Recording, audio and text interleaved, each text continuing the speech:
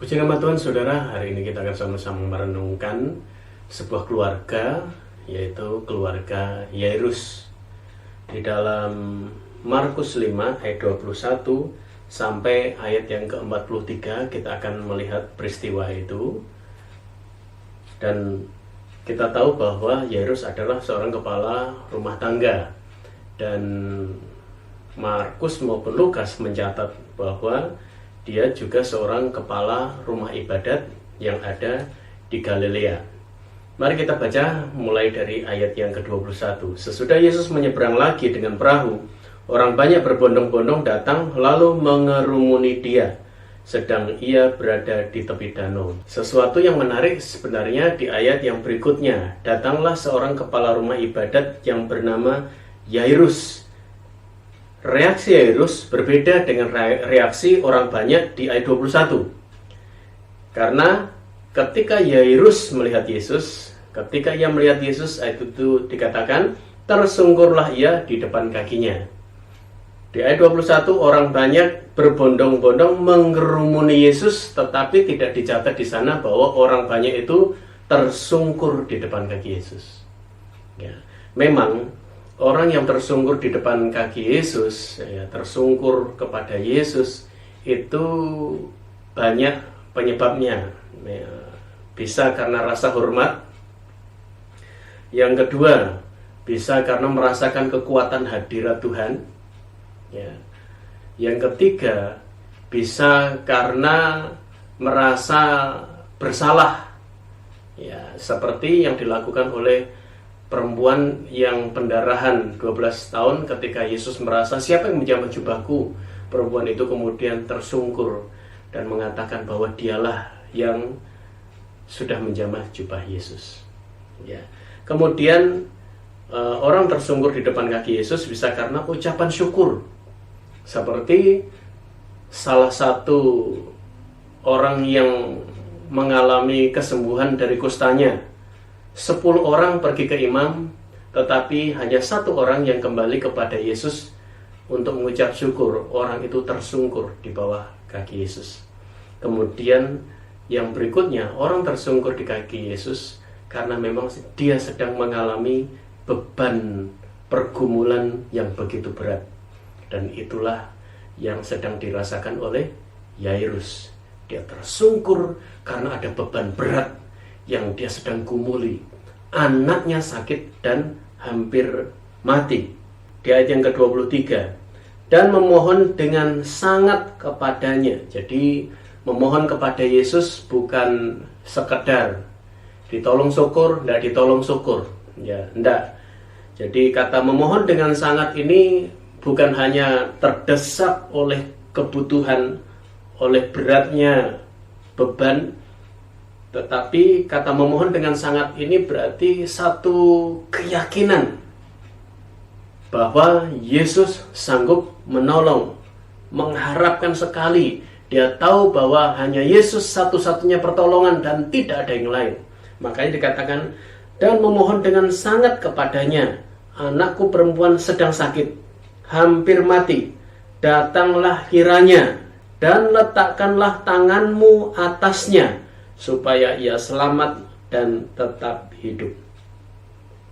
Perhatikan saudara, perlu bagi kita untuk memiliki tindakan dan keyakinan seperti Yairus. Saya kira kita harus juga memohon dengan sangat untuk Yesus hadir selalu di dalam keluarga kita. Amin saudara. Bukan hanya karena ada pergumulan, tetapi di segala situasi, di segala keadaan, kita harus memohon dengan sangat untuk Yesus selalu hadir dalam keluarga kita. Ayat 24, lalu pergilah Yesus dengan orang itu, orang banyak berbondong-bondong mengikuti dia dan berdesak-desakan di dekatnya. Kita lompat ayat yang ke-35. Ketika Yesus masih berbicara, Yesus ini saat itu berbicara kepada perempuan yang pendarahan 12 tahun yang sudah mengalami kesembuhan. Kalau Yesus berbicara berarti apa yang disampaikan oleh Yesus, apa yang keluar dari mulut Yesus itu firman. Dan ketika Yesus masih berbicara, ketika Yesus sedang menyampaikan firman-Nya, firman yang meneguhkan perempuan yang sedang sakit pendarahan itu, yang sudah mengalami kesembuhan. Datanglah orang dari keluarga kepala rumah ibadat itu dan berkata, anakmu sudah mati. Apa perlunya lagi engkau menyusah-nyusahkan guru? Perhatikan, saat Yesus sedang menyampaikan firman-Nya dan tahu-tahu muncul berita negatif, kabar celaka, kabar duka cita. Dan kabar itu mungkin bisa memutuskan pengharapan dalam diri Yairus, yang tadinya bersemangat, berpengharapan. Yairus bisa saja terpengaruhi dan dia merasa putus asa dan menyerah. Karena apa? Harapannya pupus. Nasi sudah menjadi bubur. Anaknya kini mati. Tadi sakit keras ketika dia sedang minta tolong kepada Yesus, tetapi datang kabar bahwa anaknya mati. Lihat ayat 36. Tetapi Yesus tidak menghiraukan perkataan mereka. Ini yang harus kita tiru. Yesus tidak menghiraukan perkataan mereka. Ini juga satu penekanan bagi kita sekalian.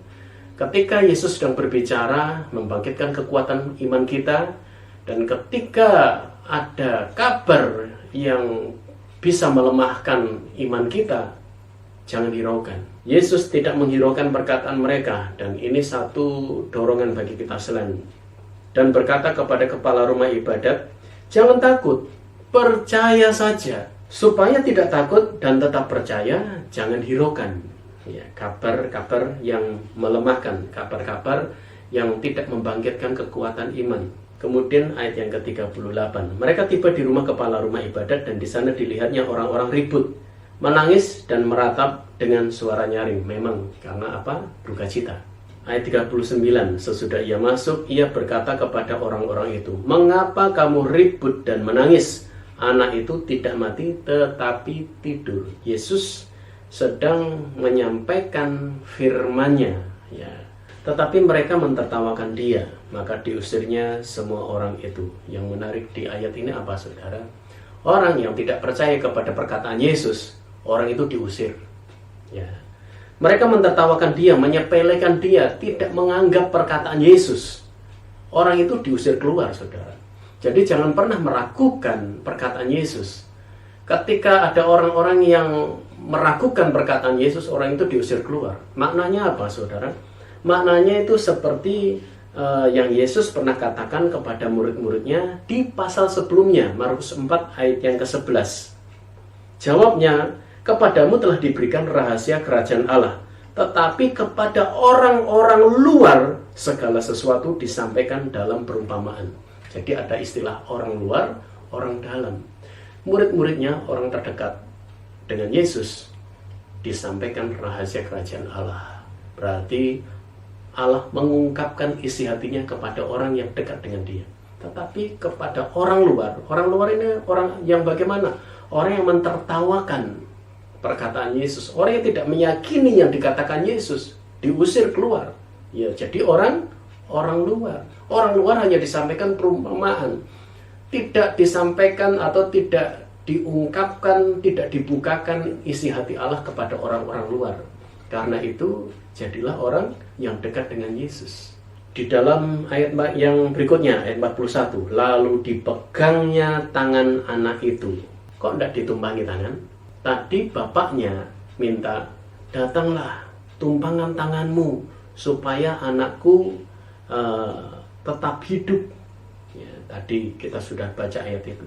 Tetapi ketika Yesus sudah berjumpa dengan anak itu, Yesus tidak menumpangkan tangan, tetapi dipegangnya tangan anak itu. Ya, dan katanya, talitakum, yang berarti, hei anak, aku berkata kepadamu, bangunlah. Terjadi kebangkitan, terjadi kehidupan.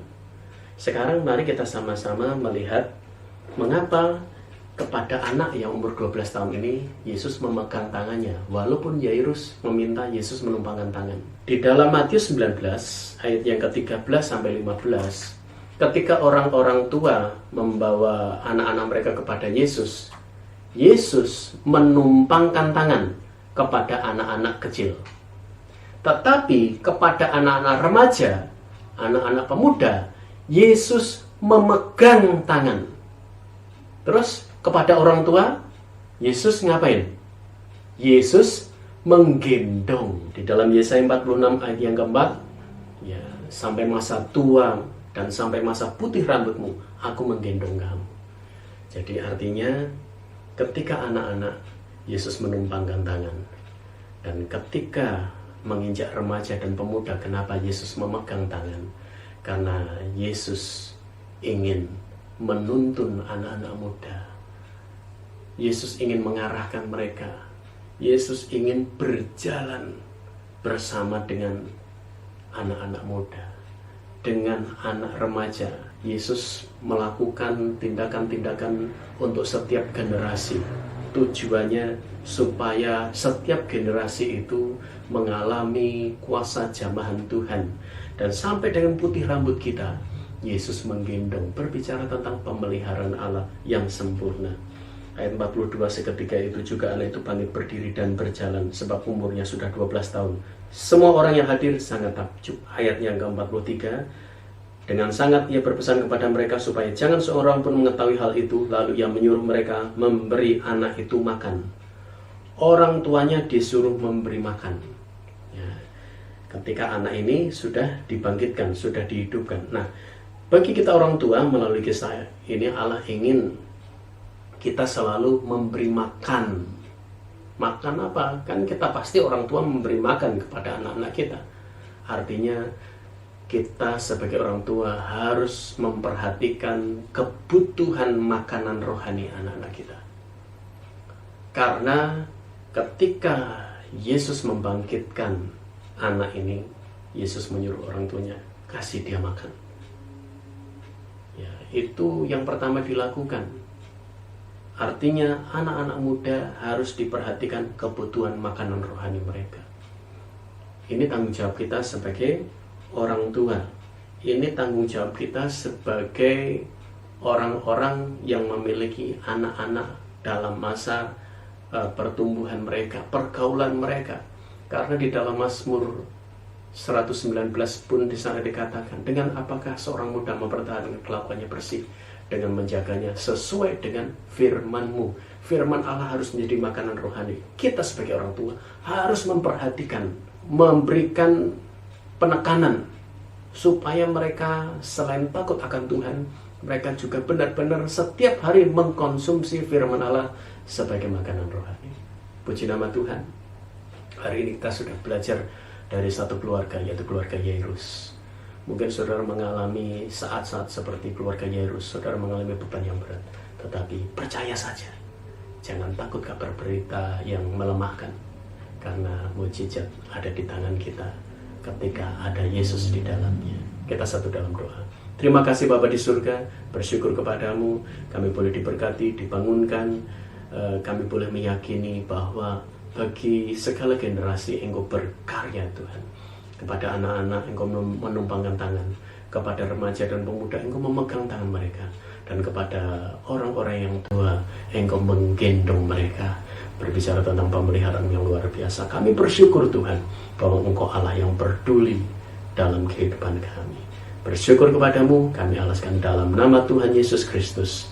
Haleluya, amin. Mujizat terjadi bagi kita sekalian. Puji nama Tuhan.